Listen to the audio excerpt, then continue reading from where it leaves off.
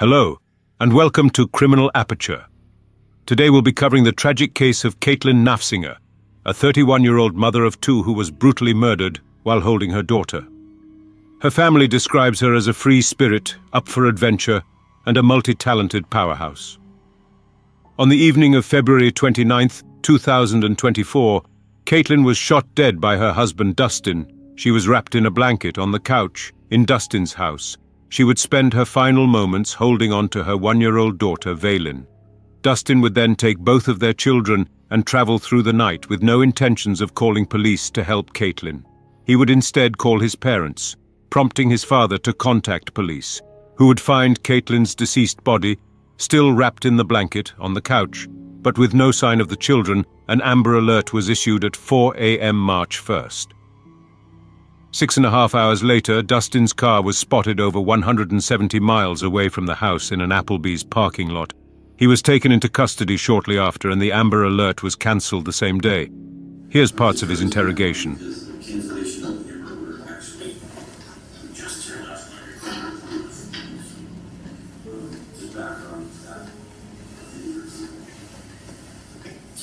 Yeah, so that's kind of like that. That's what I woke up to before the morning. So I found with you, so this is something that, in this case, actually, is very useful. Really safe, right? So I apologize for that. But this is the control. So we started to kind of talk a little bit, and I was saying that I'm going to ask you some questions in the private. You should know this already, your questions. My day kind of changed a little bit after what happens. But I was going to ask, both Ellen and Vaylin are your daughters, but also Caitlyn's daughter. So that was one question. When did you move here? So I got here 25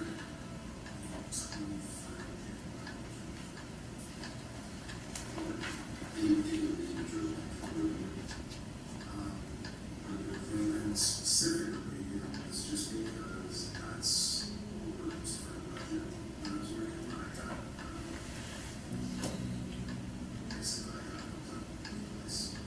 And that's just what went down.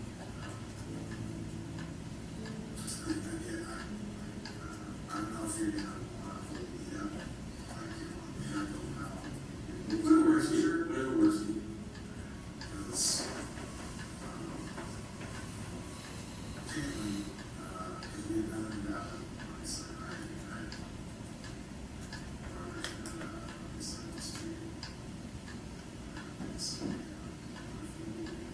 That's very good. Well, let's start with moving in.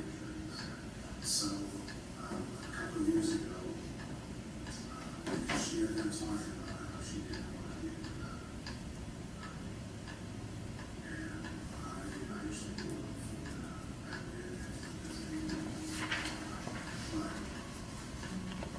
but that's not what I said. I said, okay. And where do we convinced me on what place. Well, one place we could go, and she got here in Hampshire, so that was one of the things she talked about, and just for, and yeah, so this got a lot of, it sort of catch my attention. And then, like, as we're kind of several different states where it comes in, and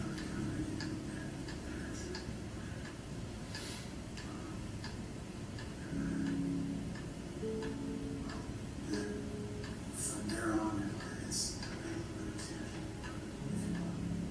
a little bit of so then we agreed on moving to Hampshire. And then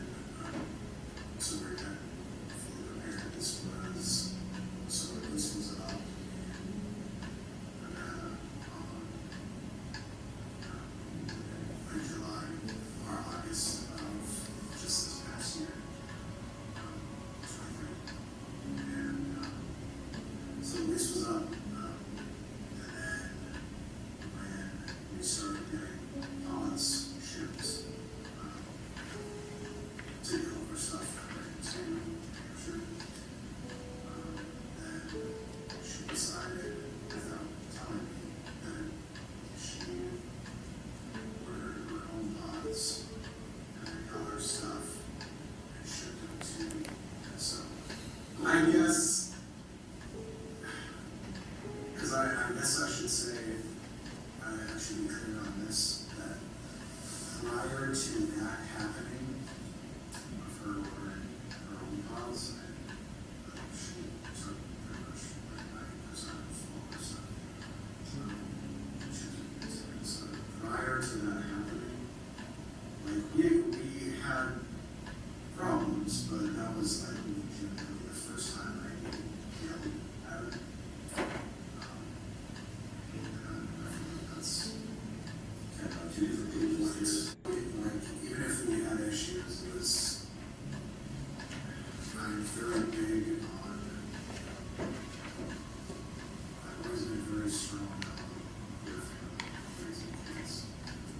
So with all problems, I was trying to just say, okay, like, it doesn't matter. Like, just suck up my pride and it's for the kids. So this is not anything. But anyways, that happened to where, so all of our stuff went to Minnesota, and I obviously, the plan was to go to New Hampshire, and that was without her saying anything. The moment I knew was when the pods, like, were actually there, and that was when I kind of found out about this, and then, shortly after, she took our 1-year-old, without me knowing. She didn't say anything. She took the stroller and she was going to the park that was nearby, which was the kids, park all the time. And so she took the stroller and just left like she walked in the park. I didn't think too much of it. But then it was like several hours later and they hadn't returned, and so like I went to the park and they weren't there, and then I was trying to call and be like, what is going on? And she was at the airport already taking her home and bringing to Minnesota, and I ended up like driving to the airport trying to be like, yo, what is going on? And I called like my parents, I called her parents. This would be complicated conversations, but I've always tried to stay very, I've tried to keep everyone informed, so like my family and her family. So I was when that happened, I talked to my parents, I talked to her parents, and like, what is going on? I regret not just staying in, I know that was my first mistake, because if I just stayed in Nevada and had been talking to my family members, I kind of lost power because I followed her to Minnesota. I ended up talking to her family and my family, and everyone kind of convinced me that, I'd like keep the kids together because I still had Elmer. Basically, like, you just keep the kids together. Just come back to Minnesota, we're all here, and then we can figure stuff out, and then you just keep on to just come back here, I guess I just, as a clarification of how, like, I had no idea when she left, at the time. All of her stuff was still, I kept all the picture of it. All of her stuff was still everywhere, all the times. So she didn't even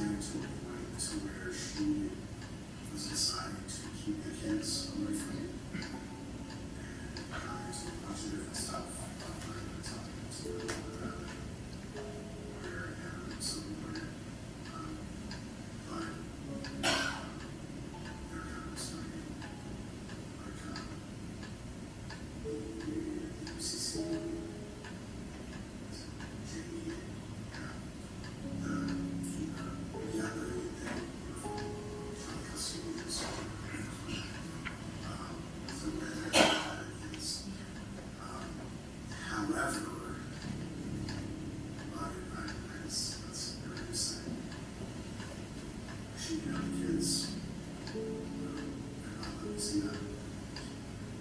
I finally had kind of a sit down with her and her dad. And I kind of gave a shot of, hey, I can throw everything out. Can we just continue the routine management? And she agreed. And this was in, I don't know the exact date, probably it's probably about 15 years, but all the texts and phone calls and stuff like that, I'm sure that it's kind of verified. But I was thinking specifically when we met, texts that day. But it was October something. Part of that was agreeing that, well, okay, you're in Minnesota, and there's politics going on, obviously it's Thanksgiving, his birthday, because it's Summerside, it's Christmas, and we had a birthday, and it's January 7th. So we agreed, well, okay, we'll stay here then until we have his birthday, and then we'll continue on to agreed upon, and things were okay.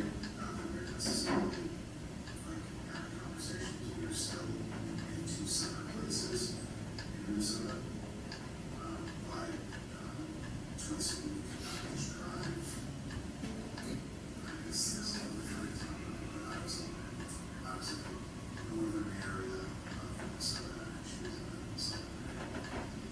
But twice a week I was fine driving down, like dropping off the kids, just driving back and forth.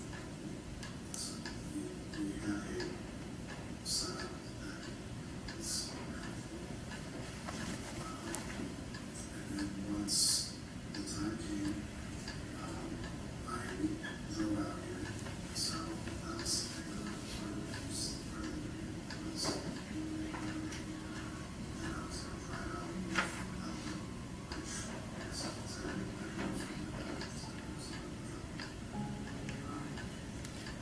she was fantastic.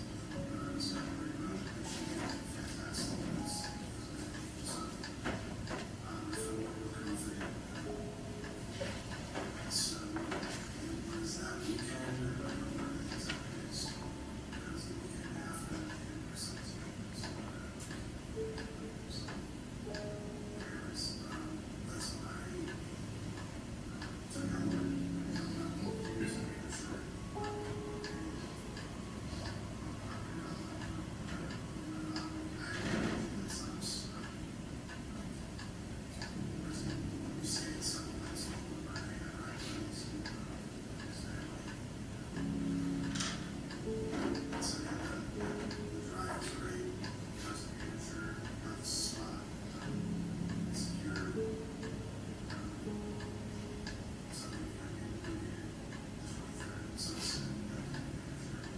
took out my years of sure. Your Honor, noting the time is 12:15, and this might be a good place to stop. Okay. And yet, actually, I can't remember what she had texted previously. It'd be kind of useful to have this stuff, but somehow the conversation, the text conversation, got into like what were her plans of being here, like what was she trying to do. And I texted something along the lines of, I'm assuming that you're going to want to stay at the house for at least a few days. And this was because I'm like, well, why would you come here and not want to see like Element or whatever? And she then texted, no, I don't want to, and then again, you can look at the text. So I'm going to refer to the text. So I'm not going to be, my memory isn't going to be perfect, but it was something along the lines of, no, I don't want to feel trapped house. And so I just said, okay, because that made it super simple for me. Like, that means that all she wants to do is just drop off Valen and leave. And I'm like, perfect. So then that was always the plan. Now, going forward to, I guess I'm going to 27th when she got here. It's 27th, Tuesday.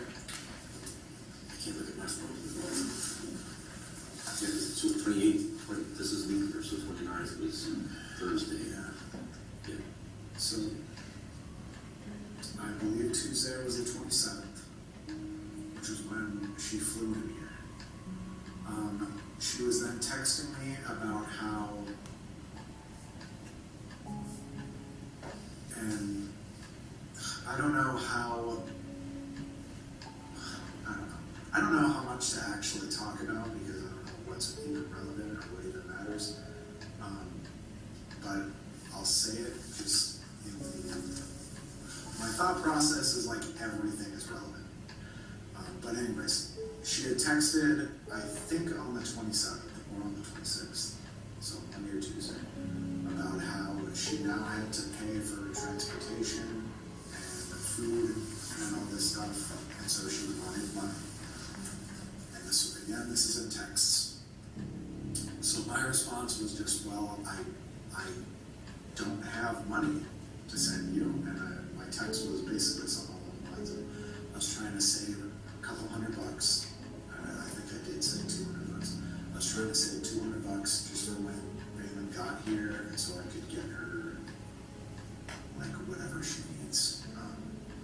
So there's like stuff like, because the house has floorboard heaters, so stuff like, well, I probably need to get like a barrier for the floor heaters so she can't get in from it. It was like stuff like that, or like food for her. So I was like, well, I wanted to try and make sure that I had $200, and I was like, I can send you $100.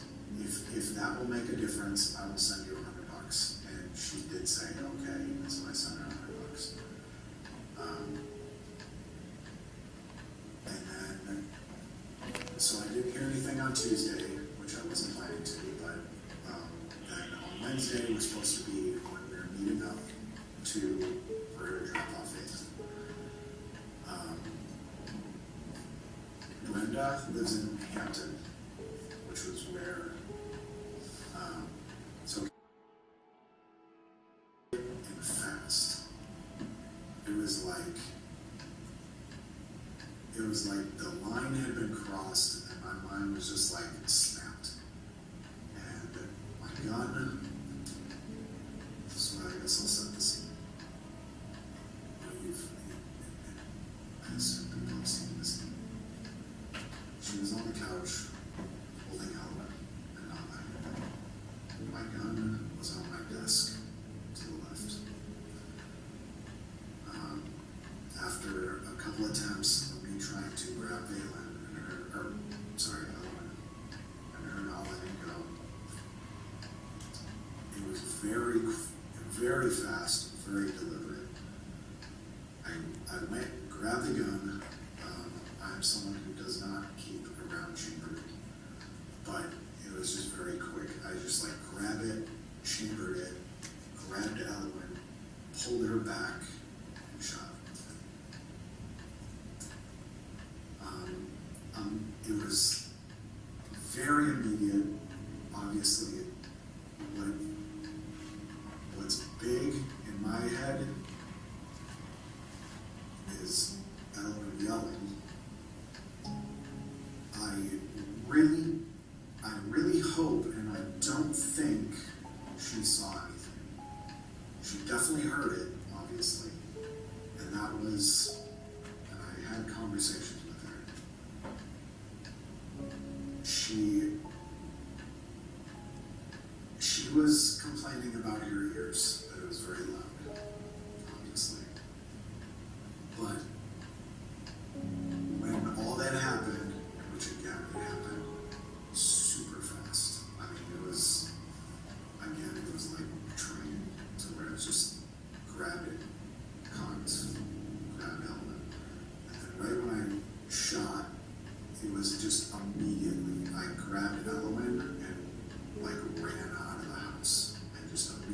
ran out of the house and put her in the car. Valen was already in another room. She was closer to the door in her Car seat. Car seat. And so immediately I go run and I put Ellen in the car. And if you saw the layout, there's garages in the back.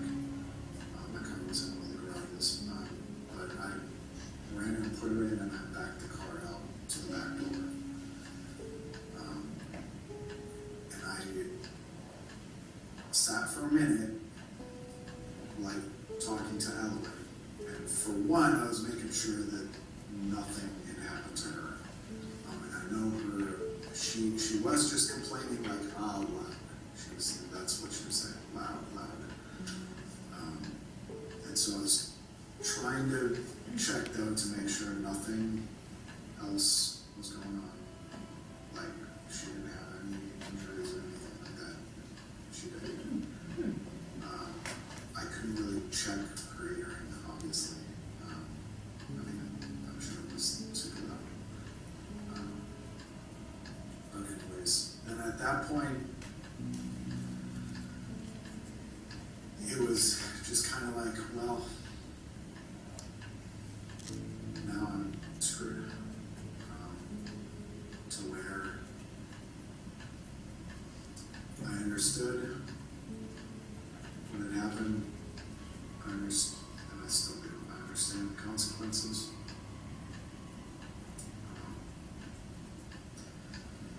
But anyways, in that moment, again, I'm just a very calm person, and actually I do, like, when I do my best is under stress, and so I felt like I had a very clear head, and I was like, well,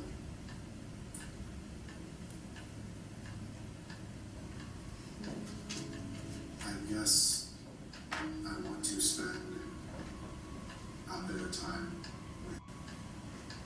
before I have to be here. So what I did was I went through the house, kind of grabbed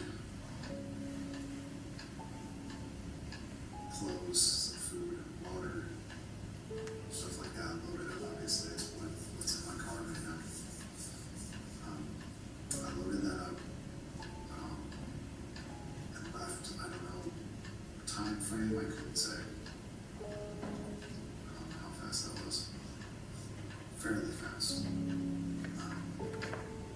I got the kids in the car, we left. I drove for a little bit just to get out of the area because I figured someone heard something, maybe. But anyways, I just wanted to get out of the area and then just talk to Ellen.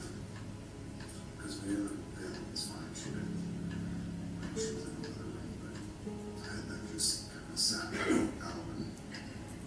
I was kind of being like, kind of talking her through, like,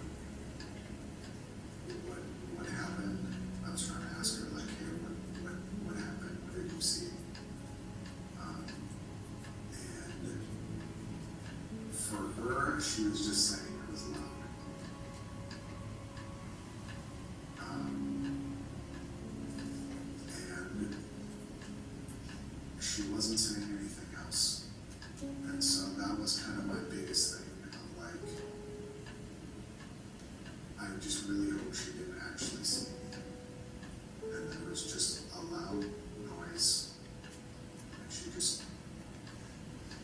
like, because of that, she just closed her eyes or whatever. I was just doing this. It's my hope. And it seems like that's all it was. I still hope that that's obviously all it was. She was good though.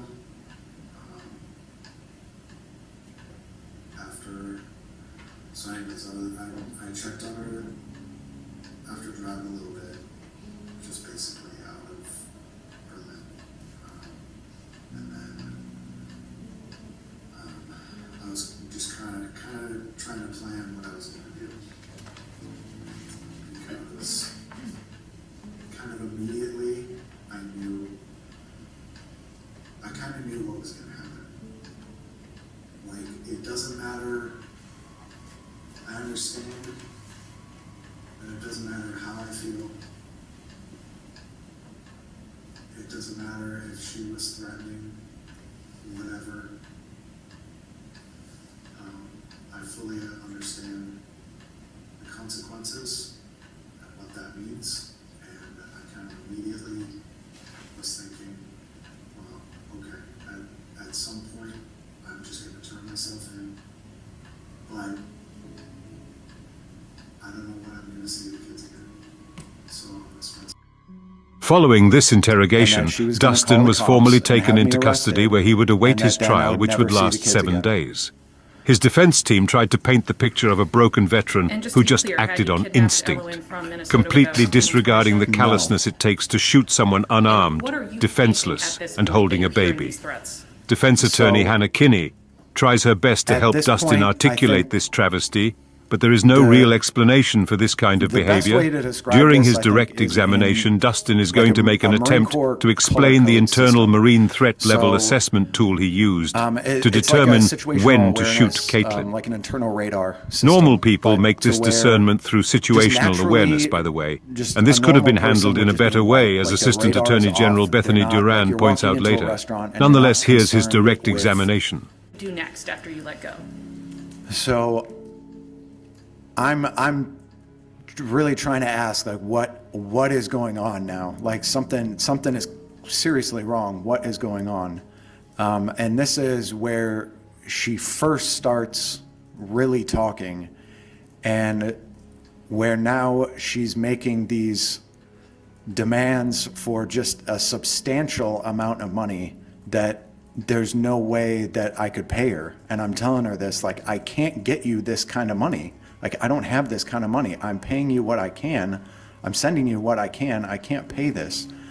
And then at this point, this is where she's saying, or now threatening, that then, oh, if I can't pay her, then she's going to say that I kidnapped Elowen from Minnesota without her permission, and that she was going to call the cops and have me arrested, and that then I would never see the kids again. And just to be clear, had you kidnapped Elowen from Minnesota without Caitlyn's permission? No. And what are you thinking at this point that you're hearing these threats? So at this point, I think the best way to describe this, I think, is in like a Marine Corps color code system. So it's like a situational awareness, like an internal radar system, but to where just naturally, just a normal person would just be in white. Like, their radar is off. They're not, like, you're walking into a restaurant and you're not concerned with, like, you're not thinking about threats. You're thinking about, like, what's there to eat.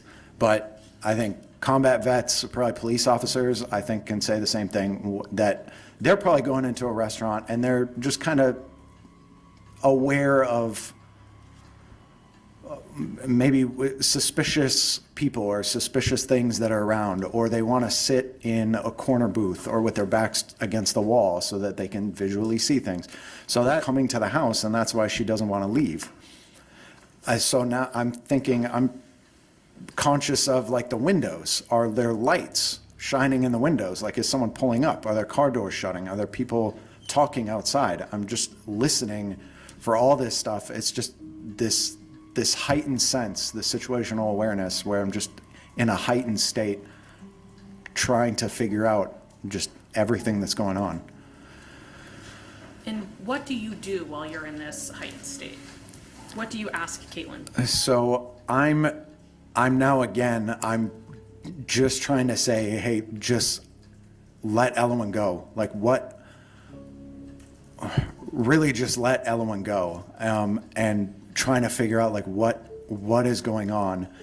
And again, she's just talking about these, like, how she wants money. And, oh, if I can't pay her this money, then I need to sell my car and give her the money from my car.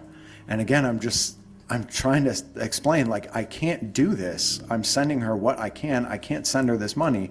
And then she just continually threats that, okay, then you're never going to see the girls again. She tells you you're never going to see the girls again? Yes.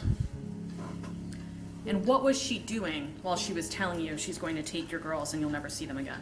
She's holding Elowen hostage in front of me, using her as leverage to try to get what she wanted. What are your daughters doing at this point? So Elowen's crying, and this is why I'm saying, like, Elowen, like, she's smart. She knows when something wrong is happening. So she's crying already. Vaylin's crying. She's in the hallway, and I can't specifically see her. Like, at this point, too, I can't take my eyes off of Elowen or Caitlyn. And, like, I don't even want to go into the kitchen to check on Vaylin. Like, I can't just take my eyes off of them. This potential threat, I can't go over there and check on Vaylin. So that's stressing me out, too, of Vaylin crying in the hallway. It's just adding to the stress. So what do you do? So at this point, I'm saying again, just let Elowen go, and I try to grab Elowen again. And at this point, again, now I'm trying harder to get her, so now Caitlyn is trying harder to keep her away from me. So again, she's pulling Elowen in tight and yanking her away from me. And so again, I back up because I don't want Elowen to get hurt in this situation.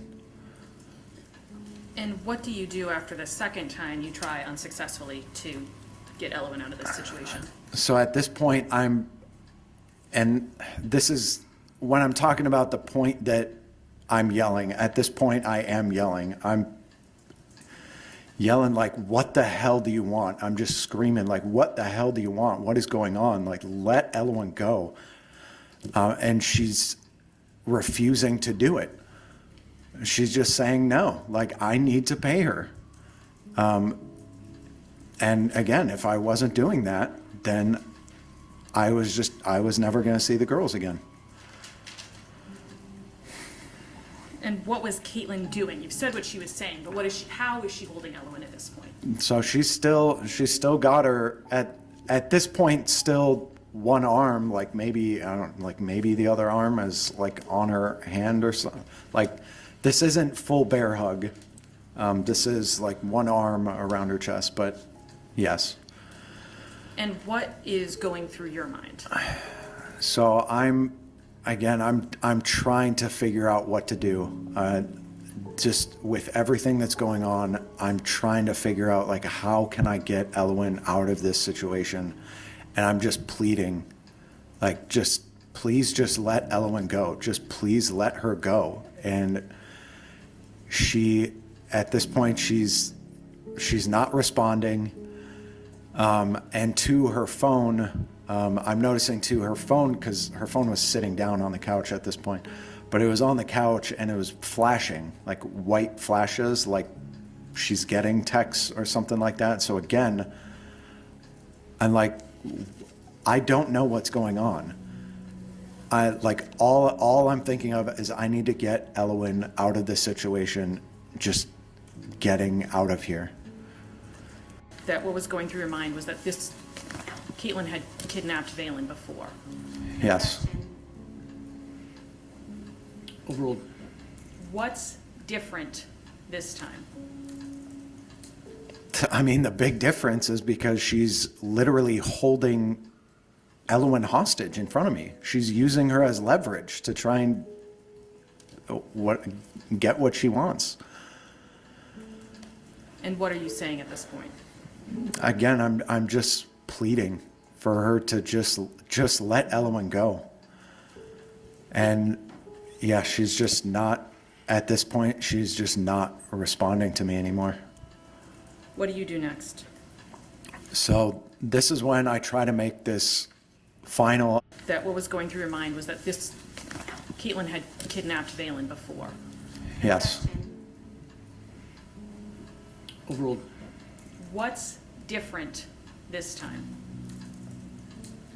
I mean, the big difference is because she's literally holding Elwyn hostage in front of me. She's using her as leverage to try and get what she wants.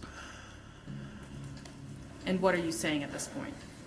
Again, I'm just pleading for her to just let Elwyn go. And yeah, she's just not, at this point, she's just not responding to me anymore. What do you do next? So this is when I try to make this final attempt to get Elwyn. So my thought is, okay, I'll try to grab like Caitlyn's wrist that's across Elwyn. I'll try to grab her wrist. I'll try to get behind Elwyn's back to pull her away, to like simultaneously pull her arm and pull her away.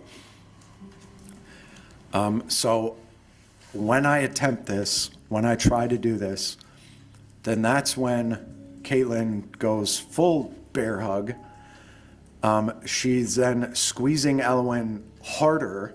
She's yanking her away, like twisting her body and yanking her away from me. And two, she's putting her right foot up on the table. So her knee is up, and so Elwyn, being straddled on her leg, she puts her knee up, braces it on the table, and is also using her leg to pull Elwyn back away from me. And just the big thing that happened here is Elwyn screaming, Elwyn yelling. And that was the point to where, again, I let go after Elwyn's scream.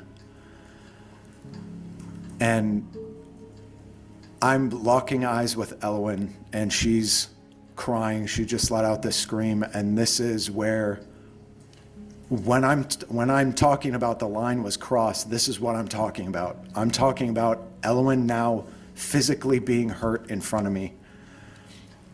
And that was the line. And what's going through your mind at this point when you've locked eyes with Elwyn and you can see that she's been hurt? So then this is probably the best way to describe this, again, is through this system, this color system, to where now I'm going from orange to red, to where I see an immediate danger. I'm seeing an immediate threat to Elwyn, and I have to take action immediately to save Elwyn. And that's really what's going through my head. The single thing of, I have to get Elwyn out of this situation immediately. What do you do? So this is where I'm talking about, to where I say it's like, it was like muscle memory. It was like training coming out, to where I didn't have to think about what was happening. It was like I was trained for this, and this is what I'm supposed to do. But I take then, and this is also, again, this is, like I said, it was really, really fast. The entire thing probably took like 3 to 5 seconds max. I take the 2 steps over, grab the gun. As I'm taking probably the 3 steps back over, I'm chambering around into the gun. I grab Elwyn by the shirt collar, the front of her shirt collar. I pull her forward, not to me. I pull her forward to get some sort of distance between her and Caitlyn. Pull her forward, and then fire.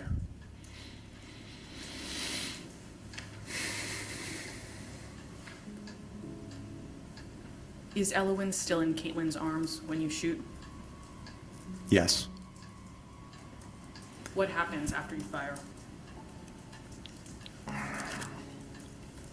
So immediately after I shoot, so I'm holding Elwyn by the collar. She's, again, Caitlyn is still bear hugging Elwyn at this point, but the moment I shoot, that's when Caitlyn releases. I pull Elwyn fully into me, and I immediately run out the door and run to my car.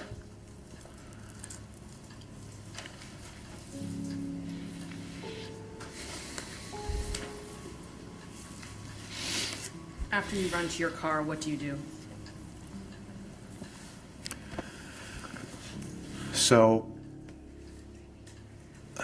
once I'm in the car, this is when, again, the very first thing I'm thinking of is I need to make sure that Ellen is okay. So we sit down in the car and I'm just checking her over, like physically, to make sure that there's nothing wrong with her, that there's no physical injuries wrong with her. I'm like checking through her hair to make sure that there's just nothing wrong. And there wasn't, but all she's complaining about is she's covering her ears and saying loud, loud. But she's still responding to me. I know she can still hear me, but she's just complaining that it was loud. And as I'm checking her over, I'm not seeing anything physically wrong with her. There's also nothing on her. So I'm making sure that she was okay, and she was physically okay. Once you make sure that Ellen is physically okay, what happens next? So at this point, this is when I said this, to where this is when I realized what had happened, to where, like, consciously I'm realizing this wasn't just someone that I shot. This was Caitlyn. This was someone that I cared about, who was important to me and my family and my kids. This wasn't just some random person. And I immediately felt horrible. And I didn't understand what was going on. Like, why was this happening? What just happened? Why was this happening?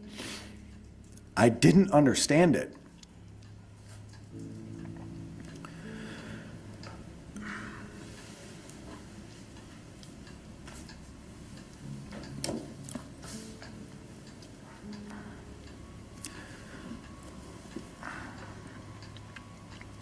So at this point, I'm just trying to figure out what am I supposed to do?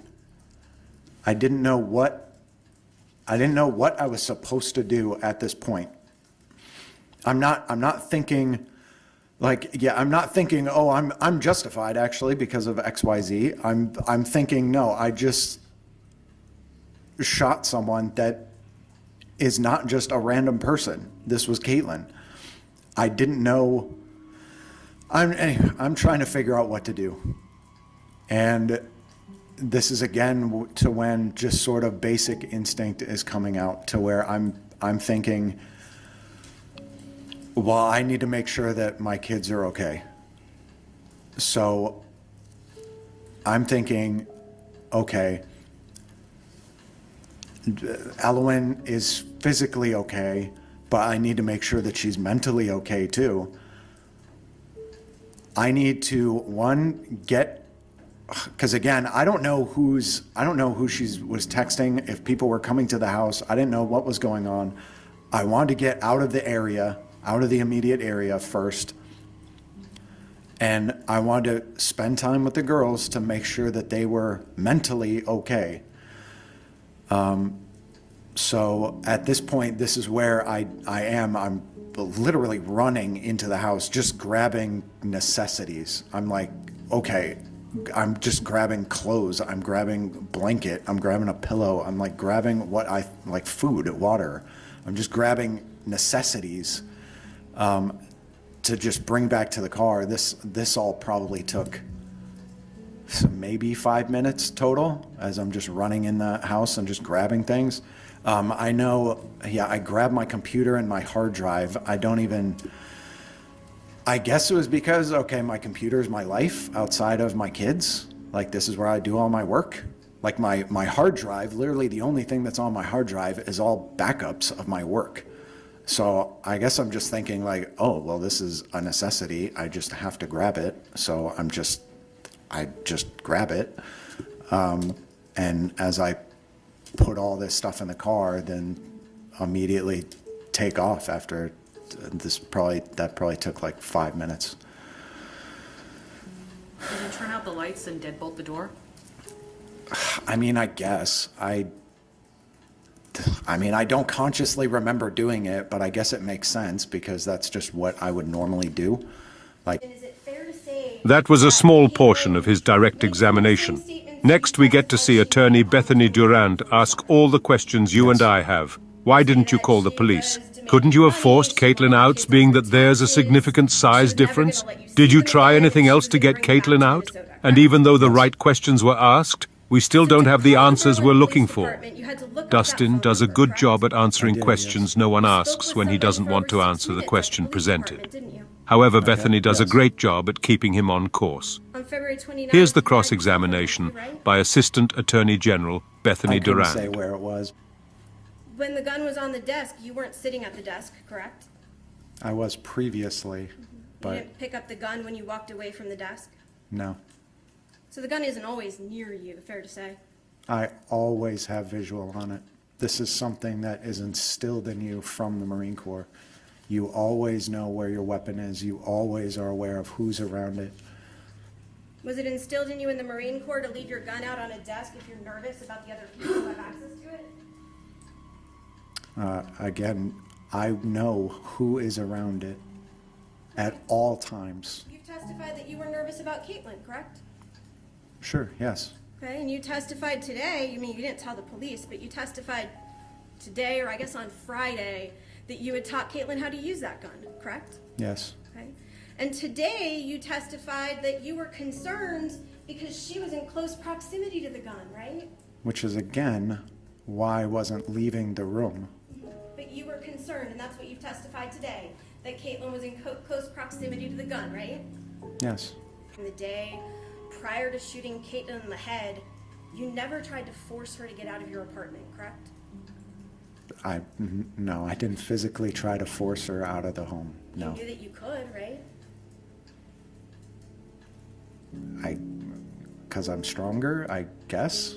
Well, you've in fact Sure. made her leave a home before, correct? Your Honor, may I approach?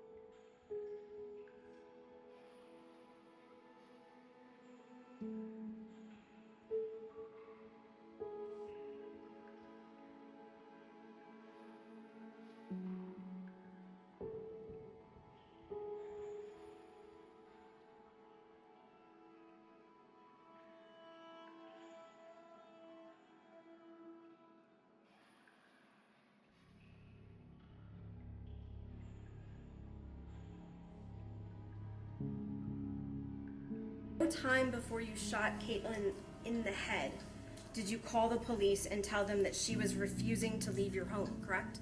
No. At no time before you shot her in the head did you call the police and tell them that you were afraid that she was going to harm your children, correct? That's correct. At no time before you shot her in the head, at any point during that day, did you call the police and say that you were afraid she would take your children, correct? I did prior to that, but not that day. No. You mean the February 14th phone call, correct? Yes. You didn't call the police back, correct? No. You didn't call back the officer that you spoke with for 6 minutes? No. You had set it up so that they were aware, correct? Yes. But you never bothered to call them that day and say, hey, get this woman out of my house, correct? Because at the point that this was happening, this was a moment-to-moment situation. I couldn't take my eyes or my focus off of Elwyn or Caitlyn. Between 12 p.m. and 5 p.m., you asked Caitlyn to leave approximately, 12 times? Well, yes, but that didn't seem appropriate enough a reason to call the police over. She was staying in your house against your will, correct? I was trying to figure out the plan. You were not concerned enough that you needed to call the police to have her leave, correct? At that point, no. But even though you wanted her to leave, you did nothing to make it happen. I was Correct? trying to figure out the plan.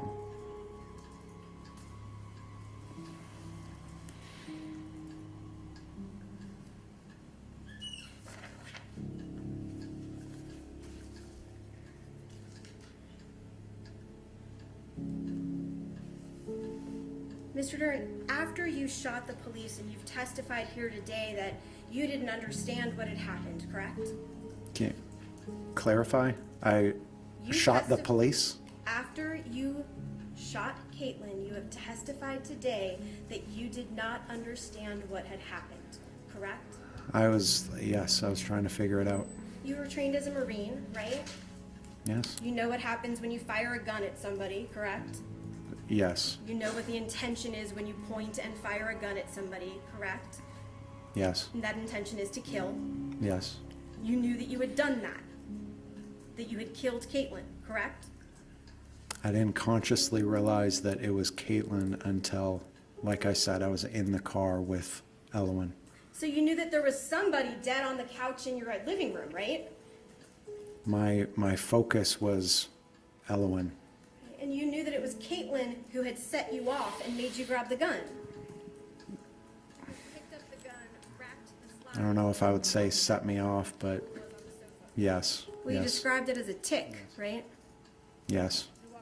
Setting you off, it's a tick, right? You grabbed Elowen with one hand. Hurting my child in front of me. Yes. No issue. And your testimony today is that that is the reason why you fired.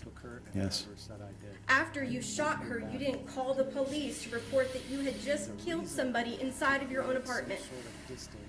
No. You didn't call the police and report that you had done that because somebody had hurt your child, correct? No. You didn't do that to say to the police, hey, I thought they were gonna kidnap my child, correct? Correct. You didn't call the police and say, hey, I thought that my child was being held hostage and I had no choice, correct? You were holding the gun in the other arm, your right hand. I did not call the police and tell them those things, no. You never called the police, did you? Extended your arm to fire, correct? I called my parents and told them to call the police, You yes. agree that's not calling the police, correct? Technically, no. Not technically, sir. It is not calling the police to call your parents who live thousands of miles away. Fair to say? Okay, yes. Leaning back against the back of the couch with Elowen. So I'm leaning forward, grabbing her, and then the gun would have been probably back here as I'm firing. And you're firing like this? Well, whatever this motion is, yes. Without looking through the sights? No, Without I was aiming not in any looking through way? the sights, no. I was absolutely aiming, yes, With your hand behind you or next to your body? yes. So you couldn't see the exact location where that barrel was pointed, correct? When someone fires a gun tens of thousands of times, you know where it's aiming at all times. You know where it's aiming when you're standing like this with your gun here. Absolutely. You know if your elbow's not cocked in the wrong position. You know if you're off by an inch. Is that fair to say? Yes, You testified when, or actually you told the police, they asked you if you knew where you had shot Caitlyn, correct? yes, And you told them you did, exactly. You described exactly where on her head she was shot, correct? yes, On the side of her head, in a place where it was covered by her hair. yes.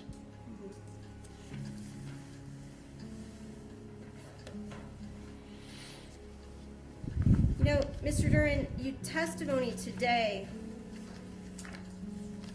Just want to go through a couple of things in there. Oh, before we get to that. After you shot Caitlyn,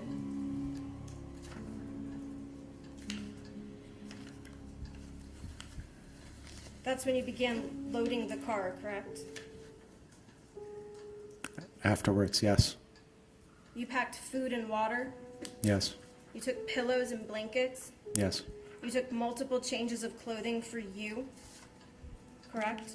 I just grabbed clothes, yes. Multiple changes, correct? Multiple shirts, multiple sweatshirts. Sure, yes, You grabbed multiple changes of clothing for Elowen. yes, You grabbed multiple changes of clothing for Valen. yes, You testified today that you took your work computer because that's a necessity. That's why I'm guessing I grabbed it, yeah. Because you were running, right? I needed to get out of the area immediately, yes. Because you had murdered Caitlyn. No, absolutely not. I guess I should clarify, yes, I had shot her, but at no point did I ever think that it was murder. No. But you ran. I got out of the area and made sure that my kids were safe, not just physically, but mentally. Well, after you shot Caitlyn, there was no danger in the house, right? Just her body on the couch. Yes. But again, I didn't know if people were coming or what was going on. You didn't know if the police were gonna come, right? I guess, yeah. And so you turned off the lights, you deadbolted your apartment, and you fled, correct? Well, I don't even really remember doing that, but if you say that happened, then sure, okay. Well, you heard the testimony of the Yes. people who went into your house, correct? I did. That So, there was a deadbolt, that they had to ram your door open. well, again, I don't even know if I had the key to the actual doorknob, but the deadbolt was just how you locked that door. Okay, but it was So- very important to make sure that it was locked in those moments that you left, correct? No, I guess it was just something that I did. So Hey, you you- leave the house, you shut the lights off, and you lock the door. So you fled. You drove south, correct? I like southwest, yes. And after you called your parents, you went dark, correct? Yes, And you did that so you wouldn't be found, correct? because I wanted to spend more time with my kids and make sure that they were mentally okay. And you knew the police were gonna look for you because there was a dead body in your apartment, correct? I did, yes. Now, that phone call with your parents, your testimony today is that all you did was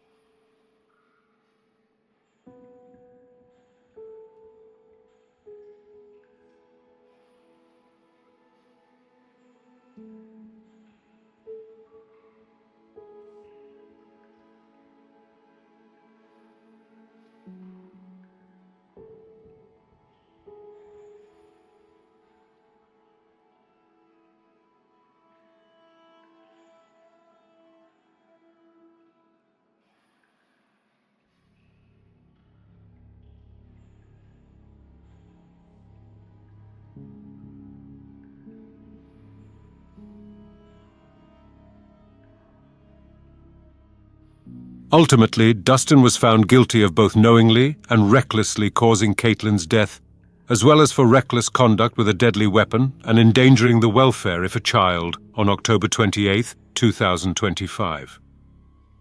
He remains in the custody of Coos County Sheriff's Department until he's sentenced on December 11, 2025.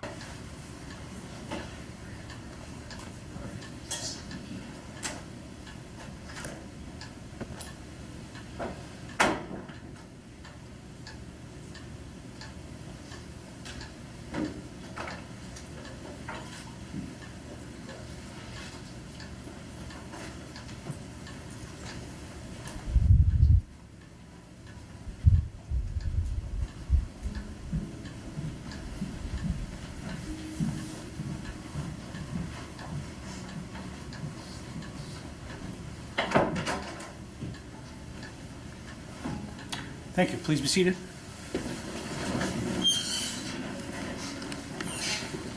Thank you. Mr. Duren, if you remain standing and face the jury, Madam Foreperson, will you please stand?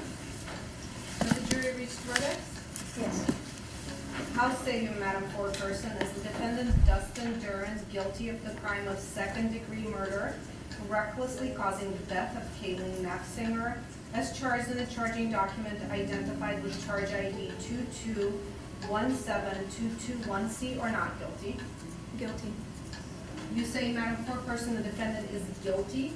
Yes. So say you all, ladies and gentlemen of the jury? Yes. How say you, Madam Foreperson, is the defendant Dustin Duren guilty of the crime of reckless conduct with a deadly weapon, as charged in the charging document identified with charge ID 2217222C, or not guilty? Guilty. You say, Madam Foreperson, the defendant is guilty. Yes. So say you all, ladies and gentlemen of the jury? Yes. How say you, Madam Foreperson, is the defendant Dustin Duren guilty of the crime of endangering welfare of a child, as charged in the charging document identified with charge ID 2217223, or not guilty? Guilty. You say, Madam Foreperson, the defendant is guilty. Yes. So say you all, ladies and gentlemen of the jury? Yes. How say you, Madam Foreperson, is the defendant Dustin Duren guilty of the crime of second-degree murder knowingly? This has been a presentation by Criminal Aperture. I'll put all the links to the trial footage and interrogation footage in the description below. There's also a link to the family's GoFundMe, but I don't think they're accepting any more donations. As always, stay sharp, stay aware. Hopefully, I'll see you in the next one.